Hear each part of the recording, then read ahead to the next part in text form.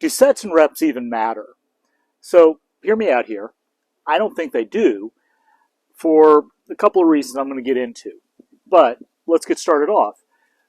When you're doing a workout and you're going to do a lift, you always figure out, okay, am I doing this 5x5, 3x5, 6x20? I don't know. Whatever rep scheme you come up with, but you have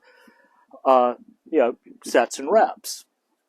And for me personally, I started off with starting strength, which pretty much everything is a 5x5. I think there's a couple of cases where he uses 5x3, but almost everything in starting strength is a 5x5, which is great. So I'll go in, I'll work with the weight, and when I get to a point where the first rep looks like the last rep, so my first rep and my 25th rep look the same, and I'm like, yeah, cool, I'll go up in weight, usually 5-10 pounds. But when I do that, the next session I have with that particular lift, I'll do it 5x3. And, just it's a confidence thing. Just, I can move this weight. It's not going to crush me. Sorry, dog at the bottom of the tripod concerning me. But, it's a confidence thing. Well, when we say sets and reps, what we're really talking about is the volume that we're going to do, which for the volume, it's, you take the number of sets you're going to do, multiply it by the number of reps times the weight. So we're going to use metric just to make life easy. Let's say we're doing 100 kilograms, which is roughly equal to 225 pounds, basically 4 blue plates on an Olympic bar. 100 kilograms, so a 5x5 session would be 2,500 kilograms total volume for that session of whatever it is you're doing. Say it's back squats.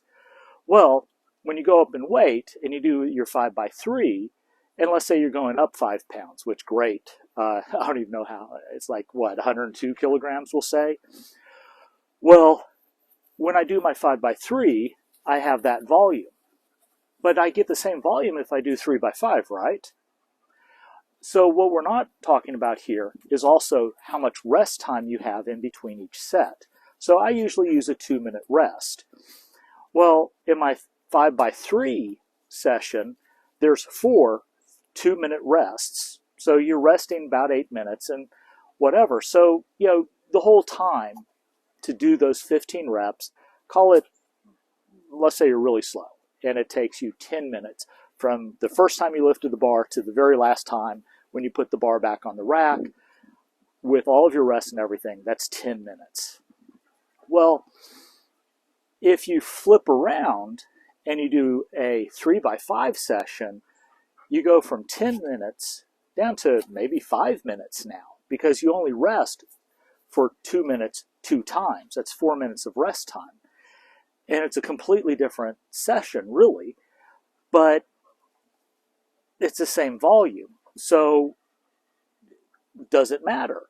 And further, with that volume thing, we can change the weight, change the reps, change the sets so that we keep the volume the same, but we use different weights.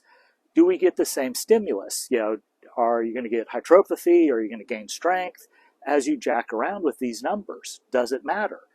And then further, as we talk about these rest times, when we start putting time into our math, what we're really calculating now is power. So to calculate power, you have force, the weight, times the distance, divided by time. Now, we're going to do some bro math here, and we're going to say we're always moving 1 meter.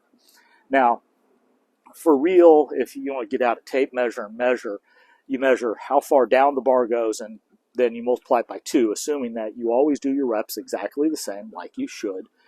And so it's always moving, so you get that distance. But we're going to do 1 meter all the time. It doesn't really matter that much. We just need to be rough, right? So we put in this thing, and we're calculating the wattage of how much power we're producing as we're doing our workout. Well, now we have a new wrinkle. Does it matter if I use sets and reps? Let's say I set up an EMOM timer for my 25 reps, and I'm going to do my 100 kilogram back squat. Well, what if instead of doing 5x5, in that 10-minute time frame, I do 5 sets of 3 and then 5 sets of 2. It's 25 reps total, same volume, and technically same wattage. Will the stimulus be the same? I mean, we're not machines, we're not mechanical.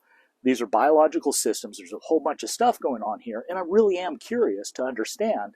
And I hope somebody can help me understand what's going on, and does it matter? Can I jack around with all these numbers?